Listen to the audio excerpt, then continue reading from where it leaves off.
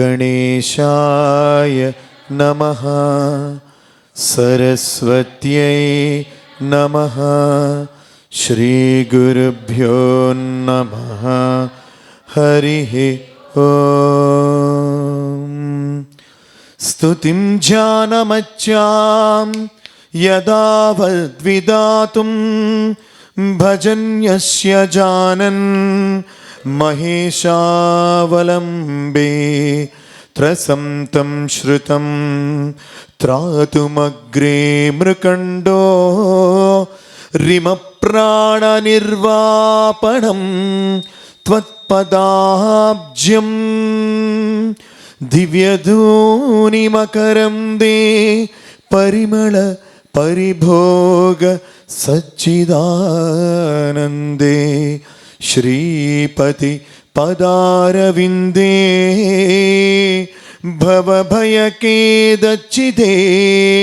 వందే. కృష్ణాయ వాసుదేవాయ గోపీవల్లభాయ గోపరిపాలాయ నారాయణాయ శ్రీకరాయ దివ్యాయ దేవాయ సాయేశ్వరాయ పర్తిక్షేత్రవాసాయ సచ్చిత్ ఆనందరూపాయ స్వామినం సత్యసాయినాథాయ ప్రణతోస్మి. చరణకమలము భవభయహరణము చరణకమలము అద్వితీయము చరణకమలము శాశ్వతం చరణకమలము నిత్యం చరణకమలము సత్యమౌ చరణకమలము ధర్మమౌ చరణకమలము శాంతమౌ చరణకమలము ప్రేమౌ చరణకమలము దిగ్విజయమగు చరణకమలము అద్వితీయము చరణకమలము అద్భుతం స్వామి చరణకమలము అమృతం భవబంధమోచన నిత్య సత్య శోధక సత్య సాయీశ్వరం భజే. మనమంతా చిట్ట చివరి ఘట్టానికి చేరుకున్నాం. సుఖమహర్షుల వారు వారి యొక్క దివ్య ప్రవచనాధారముగా వారి దివ్య వాక్కును అనుసరించి వేదానుగతముగా వేదస్ఫూర్తితో నాద బ్రహ్మమే నాల్కపై నాట్యమాడిందా అన్నట్లుగా సుమారుగా 7 రోజుల నుంచి సుఖమహర్షి వారు పరీక్షిత్ వర్యులకు అద్భుతమైన శ్రీమద్ భాగవతాన్ని చెప్తూనే ఉన్నారు. కాలం ఆసన్నమవుతోంది, సమయం సమీపిస్తోంది. మరణ సమయంలో ఆత్మని దేహం నుండి విడిచిపెడతారో వారు తప్పక కృష్ణ సాన్నిధ్యాన్ని పొందుతారు అనేటువంటిది ఇది సత్యమైన వాక్కు. అయితే సుఖమహర్షుల వారిని పరీక్షిత్ చక్రవర్తి వర్యులు అడుగుతూ ఉన్నారు, ఓ మహర్షి, మరి ఇన్ని చెప్పారు, శ్రీకృష్ణ జన్మ వృత్తాంతాన్ని నాకు చెప్పండి. ఆ అమృత పానమైనటువంటి యొక్క వారి యొక్క జన్మము దాని యొక్క వృత్తాంతము దీన్ని విన్నంతనే నా జన్మ సాఫల్యత చెంది అద్వితీయమైనటువంటి యొక్క స్థితిలో నేను నా ఆత్మని ఈ దేహం నుండి వేరు చేసేటువంటి యొక్క సదవకాశాన్ని నాకు కల్పించండి మహాతండ్రి అని సుఖమహర్షి వారి యొక్క చరణామృతములను పట్టి వేడుకున్నారు పరీక్షిత్ చక్రవర్తి వారిలు. ఎంత గొప్ప ఔదార్యము కదా, ఎంత గొప్ప సాధనా ప్రక్రియ కదా. ఈరోజు ఇక్కడ స్వామి పలికిస్తున్న విషయాలు ప్రతి ఒక్కరి గుండెలో గంటల్లా మోగాలి, ప్రతి ఒక్కరి గుండెల్లో నిత్యము గంటల్లా మోగాలి.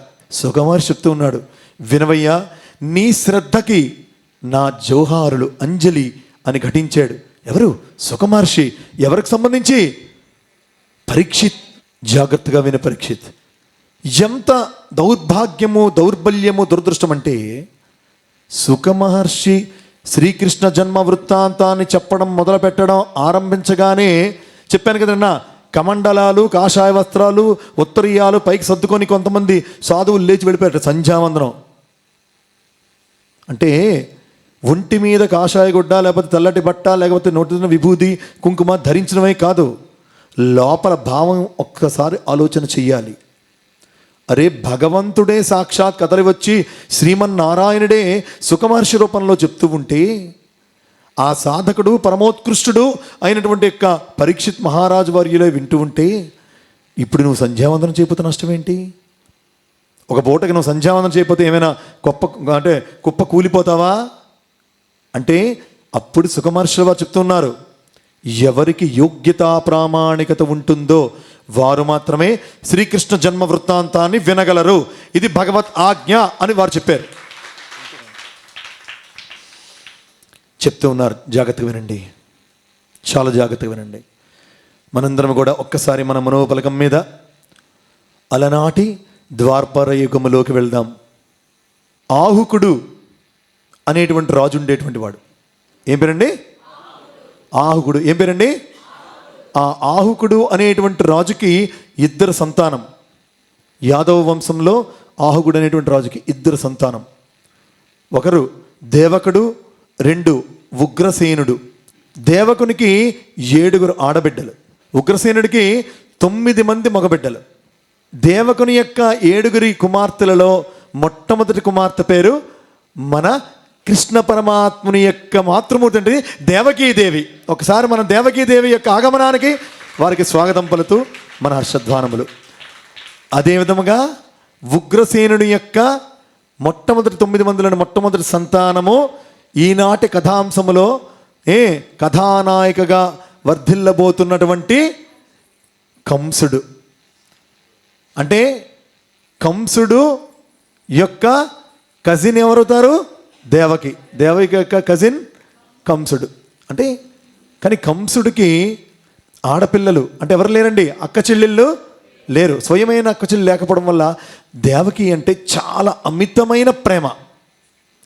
ఎంత అమితమైన ప్రేమ అంటే కింద కాలు పెట్టనివ్వకుండా తన అక్క చెల్లెల్ని తన గుండెల మీదే మోసాడు కంసుడు. చూసారా? కింద కాలు పెట్టనివ్వకుండా ఆ అక్క చెల్లిని జీవితాంతము వివాహం అయ్యేంత వరకు తన గుండెల మీదే మోసాడు. అంటే అంత ప్రేమ, అల్లారుముద్దుగా చూసుకున్నాడు. ఇక సూరసేన దేశానికి అధిపతి అయినటువంటి ఈ దేవకదుడికి కూడా 7 ఆడపిల్లలు, 10 మంది మగపిల్లలు.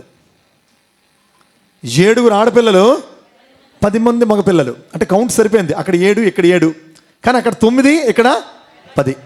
అక్కడ 2 బ్రదర్స్, కానీ ఇక్కడ ఒకే రాజుకి 7 ఆడపిల్లలు. ఎవరికి? దేవకదుడికి. ఎవరండి? ఆ రాజ్యం పేరేంటండి? సూరసేన. రంగారావు గారు మంచి స్టూడెంట్లో ఉన్నారు, 16లో ఉన్నారు అతను. ఇప్పటికి ఇంకా నా వయసు నిండా 16 అని చెప్పేట్లా. అంటే అంత ఫాస్ట్గా ఉన్నారు. మిగతా వాళ్ళ లేరు, స్వీట్ 16లో ఉన్నారు. కాబట్టి ఆ దేవకథుని యొక్క బిడ్డల్లో మొట్టమొదటి బిడ్డ, 7 కుమార్తెల మొట్టమొదటి బిడ్డ కుంతీదేవి, మన పాండవుల యొక్క మాతృవర్యులు. వారికి ఒక్కసారి మనందరికీ స్వాగతం పలకాలి. అదేవిధముగా వారి యొక్క 10 మంది సంతానములో మొట్టమొదటి సుపుత్రుడు మన కృష్ణ పరమాత్ముని యొక్క పితృవర్యులైనటువంటి యొక్క వసుదేవుడు. ఆ వసుదేవునికి కూడా ఒక్కమారు మనందరం కూడా జై జయధ్వానములు పలకాలి. భగవత్ ఇచ్చ ఆధారంగా, పెద్దలు నిర్ణయించిన ఆధారంగా ఈ దేవకథుడైనటువంటి యొక్క పెద్ద కుమారుడైనటువంటి వసుదేవునికి, దేవకుడైనటువంటి ఎవరైతే ఆహుకుడి యొక్క కొడుకు దేవకుడు, దేవకుడి యొక్క కుమార్తె దేవకి అయినటువంటి వీరిద్దరికి వివాహం నిశ్చయమైంది. వివాహాన్ని అంగరంగ వైభవముగా కంస మహారాజే చేశాడు. కంస యువరాజు, అప్పటికి మహారాజు కాదు, కంస యువరాజే అద్భుతంగా చేశాడు. బంగారు పల్లకీలో తన చెల్లెల్ని కూర్చోబెట్టుకొని మోసాడు. అంతా అయిన తర్వాత వివాహానంతరం దేవకీ వసుదేవులు ఇరువురిని కూడా రథం ఎక్కించి సాగనంపుతూ ఆమె యొక్క కొంగు పట్టుకొని తన కన్నీటిని తుడుచుకుంటున్నాడు. ఎవరు? కంసుడు. చూడండి, దేవకీ మాత యొక్క కొంగు పట్టుకొని తన కన్నీటి ధారను తుడుచుకుంటున్నాడు. అమ్మా, చెల్లెమ్మ వెళ్ళిపోతున్నావా? ఇంతలో వెళ్ళిపోబోతున్నలోగా, ఆ రథం కదిలేలోగా ఒక ఆకాశవాణి వినిపించింది. అంటే ఎంత కంసునికి చెల్లెల ప్రేమన్నా రాక్షస ప్రవృత్తితో జన్మించినటువంటి యొక్క కంసుడు.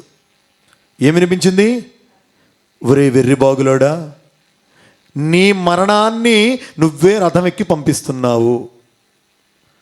ఎవరైతే నీ యొక్క సోదరీమణి ఉంటుందో, నీ సోదరీమణి యొక్క అష్టమ గర్భములో పుట్టేటువంటి యొక్క బిడ్డ నీ మరణానికి హేతువు, కారకుడు అవుతాడు అన్న ఆకాశవాణి అంటే దిక్కులు పెక్కటిల్లేలా వినిపిస్తుంది. వెంటనే ఖడ్గం తీస్తాడు. దేనికి? దేవకి అంటూ ఉంటే కదా దేవకి పుట్టేటువంటి బిడ్డ ఉంటాడు. అప్పటిదాకా ఉండేటువంటి యొక్క దేవకితో ఉండేటువంటి ప్రేమ అనురాగం అంతా కూడా కేవలం మమకారమే అనేటువంటిది ఇక్కడ ప్రూవ్ అయిపోయింది. కేవలం మమకారం. అప్పుడు ఏమంటాడు తెలుసా? నిన్ను ఖడ్గంతో నరికేస్తాను, నువ్వంటూ ఉంటే కదా నీకంటూ బిడ్డ పుడతాడు. అప్పుడు వసుదేవుడు కాళ్ళు పట్టుకొని కంసుని బతిమాలాడు. అయ్యా, కాళ్ళకున్న పసుపు కూడా ఆరలేదు, పారాణి కూడా ఆరలేదు. మీరు ఎంతో గోముగా ముద్దుగా చాలా ప్రేమగా పెళ్లి చేశారు.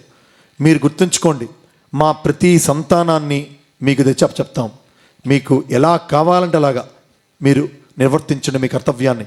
ఇప్పటికి మాత్రం దయచేసి మమ్మల్ని విడిచిపెట్టండి అని బోరున ఆ నవవధూవరులిద్దరూ కాళ్ళు పట్టుకొని వేడుకుంటే పొమ్మన్నాడు, వెళ్ళిపోమన్నాడు.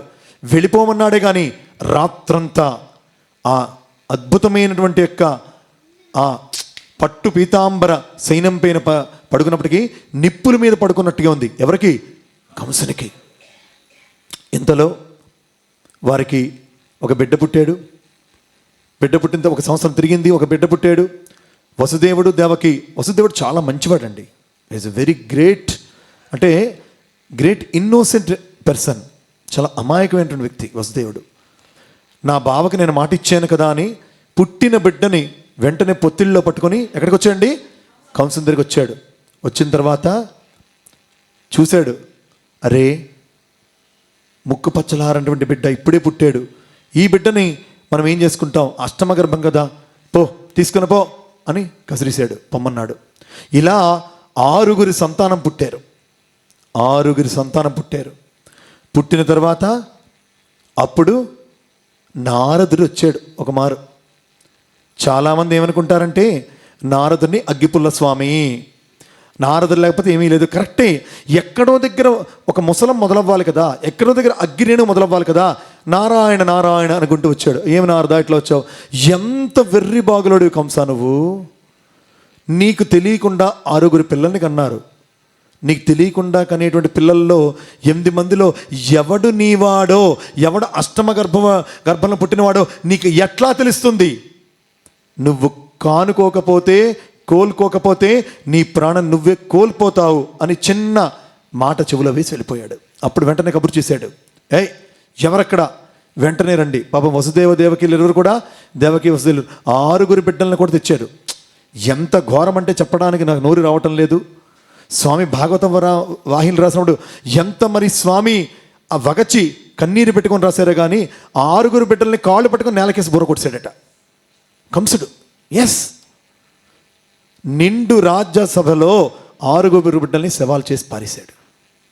మారు మాట లేదు. ఆ తల్లిదండ్రుల యొక్క గోడుకి అసలు దిక్కులు పిక్కటిల్లేలా ఏడ్చారు పాపం వారు.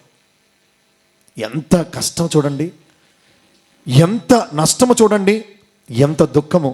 పగవాడికి కాదు కదా, ఈ పుడమి మీద ఎవ్వడికి అటువంటి కష్టం కలగకూడదు. అంటే ఒక దేవుడిని తన కడుపున కనటానికి ఆ తల్లిదండ్రులు చేసినటువంటి యొక్క త్యాగాన్ని మన బోటి సాధారణమైన వ్యక్తులు నిజంగా మనం దాన్ని గుర్తిరిగి దాని కృతజ్ఞతలు చెప్పాల్సిందే అందరం కూడా. అప్పటికి ఆమె మరలా 7వసారి గర్భంతో ఉన్నది. మరలా బిడ్డ పుట్టగానే తెచ్చి నాకు ఇవ్వని చెప్పాడట. చూడండి, ఎంతలో ఆమె వెళ్ళేసరికల్లా గర్భస్రావమై 7వ నెలలో కాన్పు పోయింది. విచిత్రం ఏమంటే ఆ 7వ నెలలో సాధారణంగా గర్భస్రావానికి ప్రాణము కూడా తల్లి నిలవదు. కానీ అలాంటిది యోగమాయ, నిన్న రోజున బ్రహ్మదేవుడు చెప్పాడు కదా, ముక్కోటి అందరు దేవతలు ఆదిశేషుతో సహా పరమాత్ముడికి దివ్య ఆగమనానికి అవతారానికి అనుగుణమైనటువంటి పాత్రలు ధరించవలసిందే అని యోగమాయను కూడా నువ్వు భూమండలానికి వెళ్ళు అని చెప్తే, ఆ యోగమాయ ఏం చేసిందంటే తన యొక్క దేవకీ గర్భంలో ఉండే 7వ గర్భాన్ని మాయం చేసింది. అప్పుడు అతనికి ఈ విషయం తెలిసింది. ఏంటి నీ 7వ బిడ్డ? ప్రభు, మా యొక్క 7వ బిడ్డ గర్భస్రావంలో పోయింది, నేను నమ్మను, నువ్వు ఏదో చేసావు, వీళ్ళని చెరసాలలో బంధించారు. ఏమి మీకు తెలుసు, ఆ 6 బిడ్డలు పోయిన తర్వాత కనీసం జుత్తుకి తైల సంస్కారం కూడా చేసుకోలేదట. వారు తైల సంస్కారం కూడా చేసుకోలేదట. ఆ 2 భార్యాభర్తలు ఇద్దరు రోధిస్తూనే ఉన్నారు. ఆ జైల్లో పెట్టిన తర్వాత అత్యంత హీనంగా ట్రీట్ చేశారు వారిని. ఇట్టి క్రమంలో కొద్ది రోజులకి ఆమె మరలా గర్భం దాల్స్తే ఆ జైల్లో అప్పుడు మరింత కట్టుదిట్టం చేశాడు. చాలా జాగ్రత్తగా వినండి. ఇక్కడే అద్భుతమైన దేవ అసుర వ్యత్యాస లక్షణాలని మనం చూడాల్సిన అవసరం ఉన్నది. చాలా జాగ్రత్తగా వినాలి. ఆ చెరసాలలో, ఆ జైలులో, ఆ కారాగారంలో వారికి మరింత కట్టుదిట్టమైనటువంటి భద్రతను ఏర్పాటు చేశారు. ప్రతి 5 నిమిషాలకి ఒక భటుడు వెళ్ళాలి, వాళ్ళు ఎలా ఉన్నారో చూడాలి, వెనక్కి రావాలి, కంసునికి చెప్పాలి. ఈ మాదిరిగా ఏర్పాటు చేశారు. అయితే అప్పటిదాకా అత్యంత దుర్గంధభరితముగా, అత్యంత నీచముగా, హేయముగా, అత్యంత అంటే మనుష్యులు కూడా ఉండలేనటువంటి సరైనటువంటి తిండి కూడా సోకనటువంటి యొక్క ఆ కారాగారములో ఎప్పుడైతే ఈమె అష్టమ గర్భాన్ని ధరించిందో ఆనాటి నుంచి సుగంధ తులసి దళ వనమాలి, సుగంధమైనటువంటి యొక్క తులసీ దళములతో కూడినటువంటి అద్భుతమైన పరిమళం మొత్తం ఆ చెరసాలంతా ఆవహించి ఉంది. అద్భుతమైన వాసన. వీరిద్దరము ముఖ్యంగా దేవకీదేవి అప్పటి వరకు ఏదో కోల్పోయిన, ప్రపంచంలో మొత్తం అన్నీ కోల్పోయిన వ్యక్తిగా దుఃఖితురాలే ఉన్న వ్యక్తి యొక్క ముఖం 1000 వోల్ట్ల బల్బుల వెలుగుతో, అంటే కోటి సూర్య ప్రకాశముగా ఇద్దరు తల్లిదండ్రుల యొక్క ముఖారవిందములు వెలిగిపోతున్నాయి. ముఖ్యంగా దేవకి యొక్క అద్భుతమైన వచ్చస్సు ఇలాగ మిరుమిట్లు గొలిపి అంటే కాంతి వలె సూర్యునిలాగా మెరిసిపోతోంది ఆమె. ఇది వాస్తవం, ఇది నిజం. అంతా కూడా రాత్రి సమయాల్లో వీరిరువురికే, దేవకీ వస్తువులు ఇరువురికే నాట్యము, వినోదము, మృదంగము, వాద్యము, నృత్యము ఇటువంటి అద్భుతమైన అంశాలతో భగవంతుని యొక్క ఆగమనానికి సూచకముగా అలాగా నిరంతర వినోదప్రాయమైనటువంటి శుభసూచకములు జరుగుతూనే వీళ్ళకి కనిపించేవట. మీరు గమనిస్తే గనక సత్యసాయి భగవంతుడిని తన యొక్క కడుపును మోసినటువంటి యొక్క మాతృశ్రీ ఈశ్వరమ్మ గారికి 4 బిడ్డలు పుట్టిన తర్వాత 3 యొక్క గర్భస్రావాలైన తర్వాత ఒకనాడు బావి దగ్గరకు వెళ్ళి ఆమె చేదతో నీటిని తోడబోతూ ఉంటే ఆ నీలి గోళం ఒకటి ఆకాశం నుండి వచ్చి చేరి తన గర్భాన్ని చొచ్చుకుంది అనే అంశాన్ని స్వామి స్వయముగా రామశర్మ అనేటువంటి ఒక వ్యక్తి స్వామి దగ్గర ఉంటే స్వామిని ఒక మారు ప్రశ్న అడిగారండి. చూడండి ఎంత గొప్ప ప్రశ్న అడిగారో. స్వామి, మీది ప్రసవమా ప్రవేశమా అడిగారు. ఏమడిగారండి? మీది ప్రసవమా అంటే అప్పుడు స్వామి ఇలా సైగ చేసి మాతృ శ్రీశ్రామగా చూపించి, ఓ గృహమ్మాయి ఇక్కడే ఉన్నావు కదా, నువ్వే చెప్పు, నాది ప్రసవమా ప్రవేశమా అంటే అప్పుడు చెప్పింది, అదిగో నీలి గోళము వచ్చి చేరెను నా గర్భమున మూర్చిల్లిపోయెను నేను, నా తమ్మైన లక్ష్మమ్మ వచ్చి నన్ను సేదదీర్చగా, తదుపరి 9 మాసములు మోసి పండంటి బిడ్డ ప్రవేశ ద్వారా పరమాత్ముడై భువిన ఉద్భవించే సత్యనారాయణ రాజు భువనైక మహారాజు. నీలిగోళం ఒకటి చేరింది ఈశ్వరమ్మ గారి గర్భంలో. ఈశ్వరాంబ గారి గర్భంలో కూడా ఆ ఈశ్వరాంబ తల్లి మహాసాధ్యముని మాతృశ్రీ ఈశ్వరాంబ ఆ పేరన్న మన పాపాలు పోతాయి. ఈశ్వరాంబ గారి యొక్క వారి గర్భంలో స్వామి పెరుగుతూ ఉండగా వాళ్ళ ఇంట్లో మంచి సంగీత వాద్యములు ఉండేవి.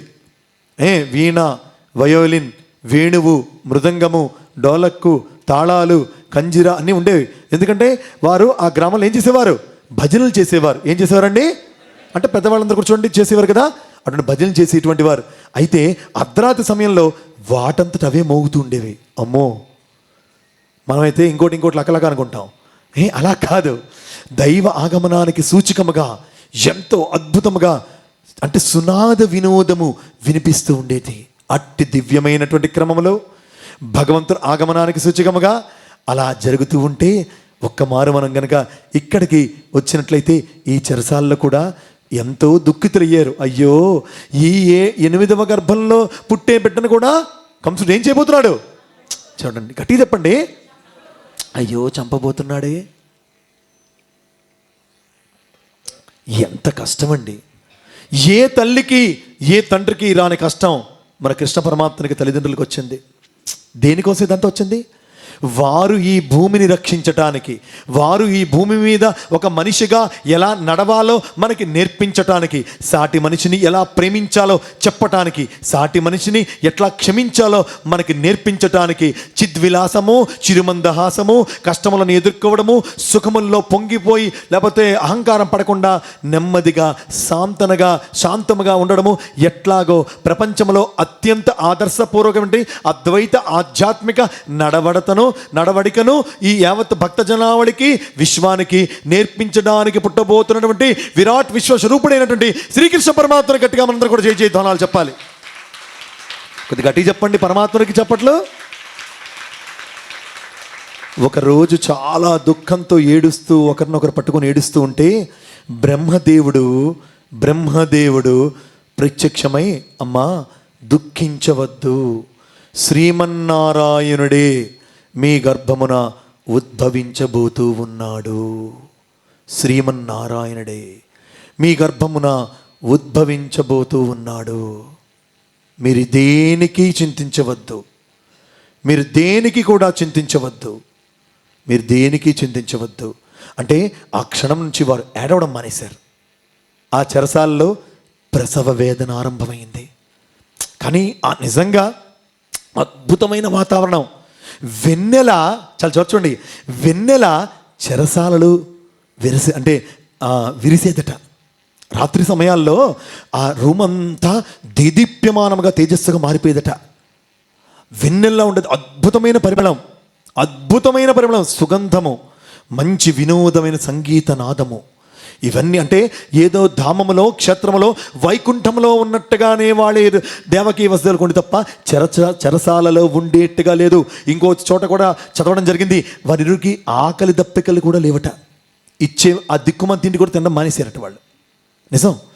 ప్రసవ వేదన ఆరంభమైంది. అప్పుడు ప్రసవ వేదన ఉంటే నిశిరాత్రి, శ్రావణ మాసం, కృష్ణపక్షం, అష్టమి రాత్రి, రోహిణి నక్షత్రం. అమ్మ శ్రవణం కాదు, శ్రవణ నక్షత్రం వారిది, ఏడుకొండలో పెద్ద అయింది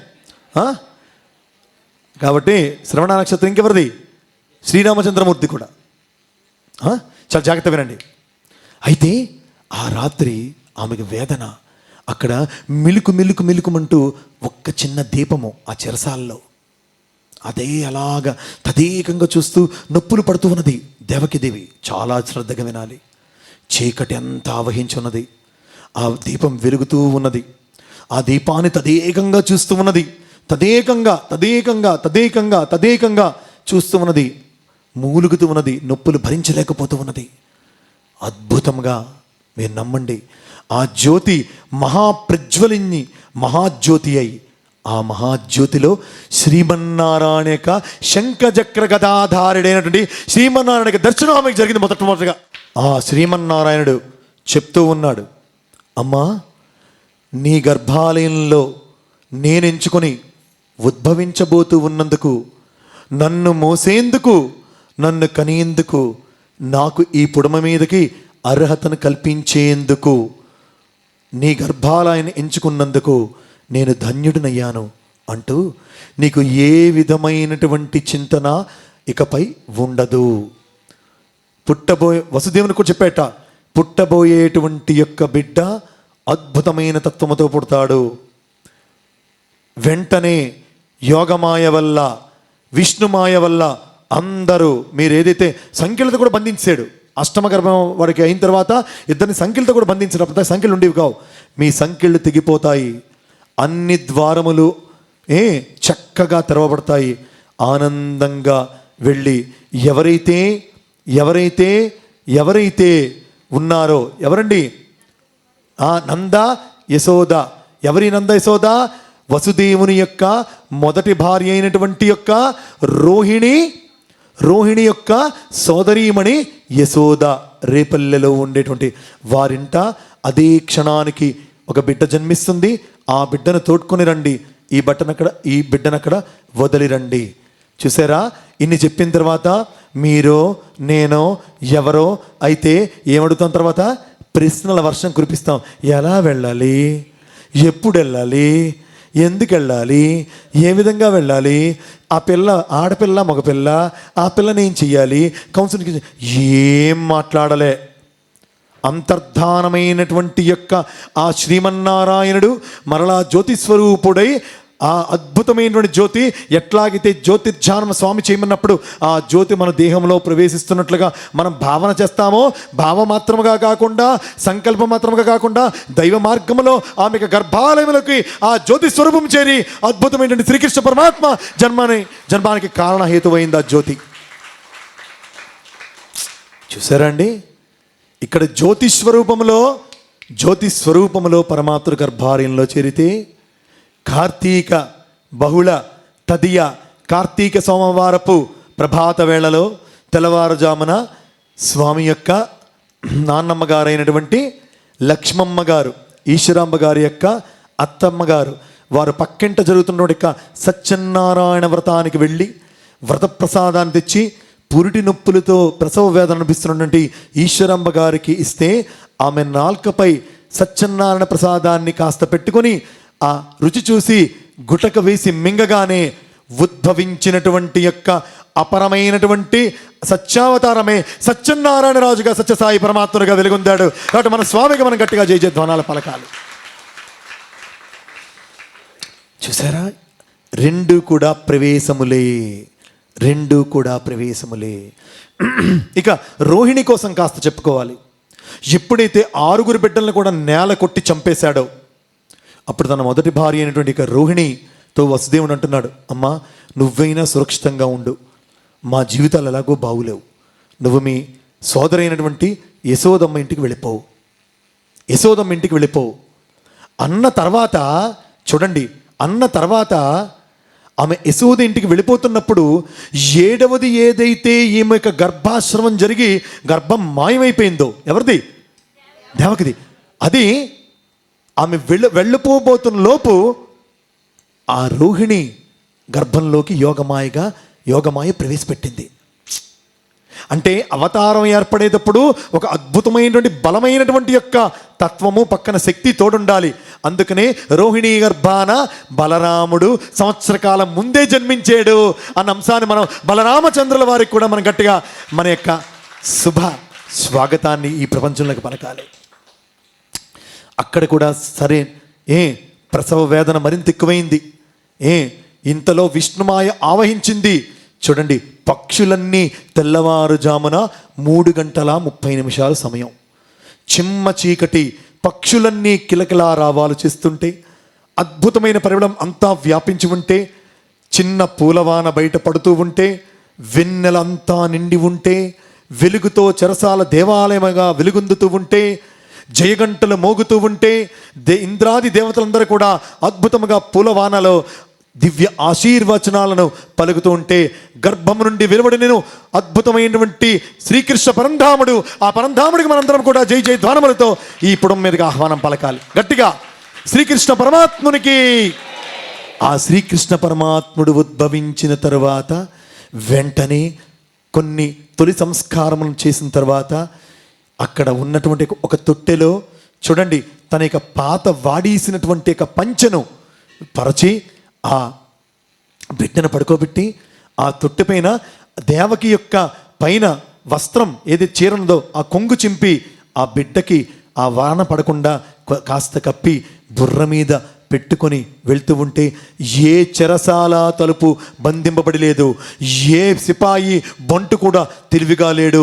యమునమ్మ కడకపోతే యమునమ్మ వసుదేవుని యొక్క పాదాలను కడిగి, పరమాత్మ ఎంతటి అదృష్టము కదా, నీ తొలి అడుగు నా శిరస్సు మీద, నా గుండెల మీద, నా జీవితం మీద, నా జన్మ మీద పడింది అని ఆమె తన యొక్క మార్గాన్ని కూడా రెండుగా చీల్చి తాను అర్పించుకున్న యమునామాత యొక్క అద్భుతమైన త్యాగానికి కూడా మనందరం కూడా జై ధ్వానాలు పలకాలి.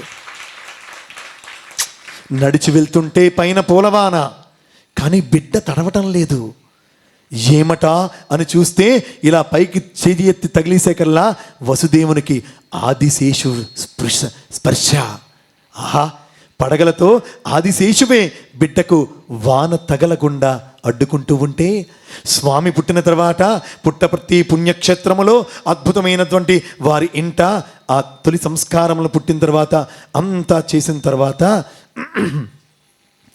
చక్కగా పొత్తిళ్లలో బిడ్డను పడుకోబెడితే వచ్చి చూసేసరికల్లా ఒక నాగుపాము ఆ పొత్తిళ్ళ కింద నుంచి ఉండి స్వామికి పడగబట్టి ఉండడం నిజంగా చూసినటువంటి యొక్క కుటుంబ సభ్యులంతా కూడా శ్రీమన్నారాయణుడే మరలా సత్యనారాయణ ఉద్భవించాడా అని దండం పెట్టుకుని, నాగదేవత నీకు నమస్కారం తల్లి అని చెప్పడం గట్టిగా. అరే, ఈ సారూప్యతగా మనం గట్టిగా మేము గ్రహించాం స్వామి అని మనం చప్పట్లు కొట్టాలి. వెళ్ళారు.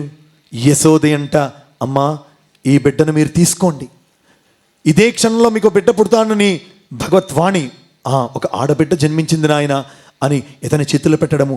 ఈ బిడ్డ ఇచ్చుకున్న వాయనము పుచ్చుకున్న వాయనం, బిడ్డను అందించారు. ఆడబిడ్డను తీసుకున్నాడు, మరలా తొట్టెలో పట్టుకున్నాడు, మరలా యమునా నదిని దాటాడు చక్కగా ఆనందంగా. కానీ వెళ్ళిపోతూ వసుదేవుడు గుమ్మం దాకా వెళ్ళాక వెనుకకు ఒక్కసారి వచ్చి, చాలా జాగ్రత్తగా వినండి, ఈ ఒక్క సంఘటన కంట తరి పట్టించిన వాడు ఉండదు. వెనక్కి ఒక్కసారి వచ్చి యశోద ఒడిలో ఉన్నటువంటి యొక్క అప్పుడే పుట్టినటువంటి కనీసం 1 గంట వ్యవధి కూడా కానటువంటి ఆ బిడ్డ దగ్గర వచ్చి, బిడ్డ యొక్క ఆ అద్భుతమైన అప్పుడే పుట్టిన పసిలేత కందు యొక్క దివ్య చరణాలు ఎంత స్వచ్ఛముగా ఉంటాయి, ఎంత అమృతములా ఉంటాయి, ఎంత అద్భుతముగా ఉంటాయో, ఆ నీలమేఘశ్యాముని యొక్క దివ్య చరణాల వింద్రముల దగ్గరికి వచ్చి 2 పాదాలను చేత్తో పట్టుకుని పైకెత్తి తాను వంగి పాదాలకు ముద్దు పెట్టి, ఓ బిడ్డ నువ్వైనా మాకు దక్కురా అని ఏడ్చాడట. నువ్వైనా మాకు దక్కురా అని ఏడ్చాడు. ఎంత వేదన, నిర్వేదన, ఎంత దుఃఖము, ఎంత విచారము, గుండెలకు హత్తుకొని ఏడ్చాడు బిడ్డని. ఆ యోగమాయా రూపములో ఉన్నటువంటి యొక్క ఆ ఆడబిడ్డని పట్టుకొని మరలా చెరసాలకు వచ్చేశాడు. మరలా అన్ని ద్వారములు మూతబడ్డాయి. భటులందరూ తెలివి తెచ్చుకున్నారు. అందరు భటులు చూశారు, ఓహో దేవకీ మాత ఆడబిడ్డకు జన్మనిచ్చిందని మొత్తం గగ్గోలు అయిపోయింది రాజ్యమంతా. అది కంసునికి తెలిసింది. డియర్ డివోటీస్, ఇక్కడితో కృష్ణ పరమాత్మని యొక్క జన్మ వృత్తాంతము సరి. కానీ మనందరం తెలుసుకోవాల్సిన అద్భుతమైన ఆవశ్యకమైన అంశం ఇంకోటి ఉన్నది. భగవంతుడు కేవలము తన యొక్క చర్యలను చూపించటానికి, తాను అనుభవించినటువంటి ఆ అద్భుతమైన సుఖశాంతులను పొందడానికి, లేదా తన యొక్క గొప్పదనాన్ని నిరూపించుకోవడానికి అవతరించబోడు. కేవలము భక్తులను సంరక్షించడానికి మాత్రమే భగవంతుడు అవతరిస్తాడు అని అలనాడు ద్వాపరంలో కృష్ణ పరమాత్మ నిరూపించాడు. ఈనాడు కలియుగంలో సత్యసాయి పరమాత్మ నిరూపించిన అంశాన్ని మనం గట్టిగా ఇక్కడ స్వామి దగ్గర చెప్పాలి. అద్భుతం కదా. నీలమేఘ శ్యామ కోదండరామ అని మనం పలికినట్లుగా అలనాటి ఆ కోదండరాముడు ఈ నీలిమేఘశ్యాముడై అద్భుతమైన కృష్ణ పరమాత్ముడై ఎంత అద్భుతంగా ఉద్భవించాడు, ఎంత ఆనందంగా ఉద్భవించాడు. అంటే దేవుడు ఎక్కడుంటాడో అక్కడ పరిమళం ఉంటుంది, దేవుడు ఎక్కడుంటాడో అక్కడ ప్రశాంతత ఉంటుంది, దేవుడు ఎక్కడుంటాడో అక్కడ హాయిదనం ఉంటుంది, దేవుడు ఎక్కడుంటాడో అక్కడ ఆనందం ఉంటుంది, దేవుడు ఎక్కడుంటాడో అక్కడ స్మరణం ఉంటుంది, దేవుడు ఎక్కడుంటాడో అక్కడ ధన్యత ఉంటుంది, దేవుడు ఎక్కడుంటాడో అక్కడ సర్వము ఉంటుంది. దేవుడెక్కడుండు ఆ దేవుడు ఉంటాడు. దేమునడగవేరు దేశమందున లేడు, దేముడుందు తనదు దేహమందే పాపమనగవేరు పరదేశమున లేదు. తాను చేయు పనుల తగిలియుండు, పుణ్యము పాపము రెండు వేరే లేవు. స్వామి చెప్పగా నేను వినగా స్వయముగా స్వామి నోటంట వచ్చే వాక్కుని ఈ చెవులతో విన్నాను కాబట్టి మీకు చెప్తున్నాను. స్వామి మాతో మాట్లాడుతూ చెప్పిన మాసం, ఒరే అష్టాదశ పురాణస్య వ్యాసస్య వచనద్వయం పరోపకారాయ పుణ్యాయ పాపాయ పరపీడనం.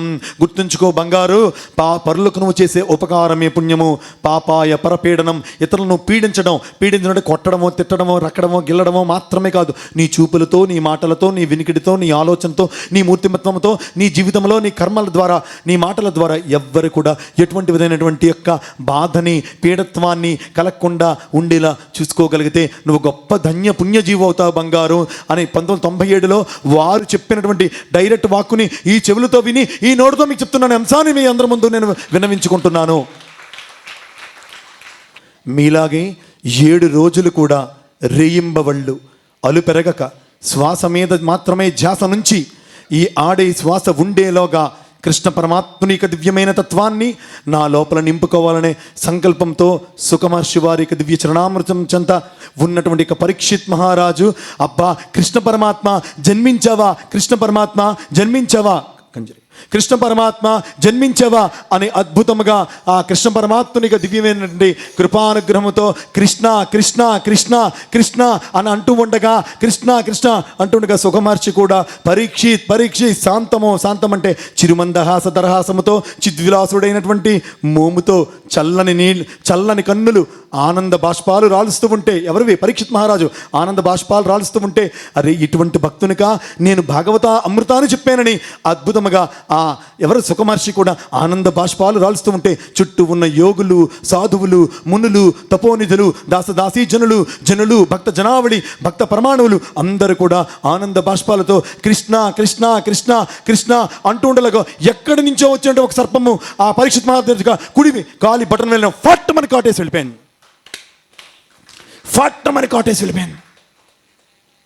అయిపోయింది. కృష్ణ మొత్తము ఆ కాటు వేసేంతలోగా ఇది అయిపోయినంతసేపు కూడా ఇంకా అంత్యకాలం సమీపిస్తుందనుకొని అందరూ కృష్ణ కృష్ణ కృష్ణ కృష్ణ కృష్ణనామాన్నే జపించారు. కృష్ణ శ్రీహరి కృష్ణ అందరూ పాడాలి గట్టిగా. కృష్ణ శ్రీహరి కృష్ణ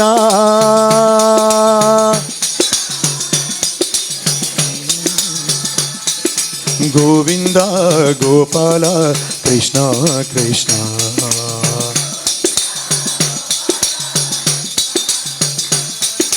గోవింద గోపాల కృష్ణ కృష్ణ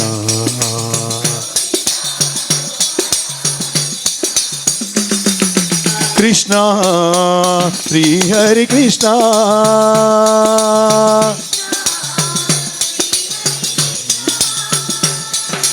నందముకుంద గోవింద నవనిత చోర గోపాల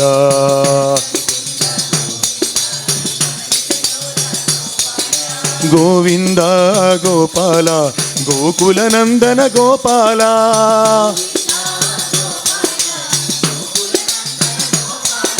గోవింద గోపాల గోకుల నందన గోపాల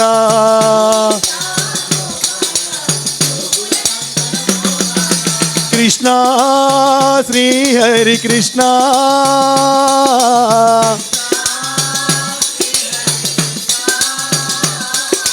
కృష్ణ శ్రీహరి కృష్ణ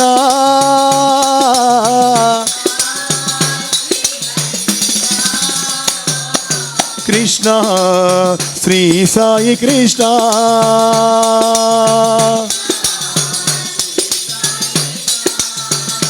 హరి హరి కృష్ణ శ్రీ సాయి కృష్ణ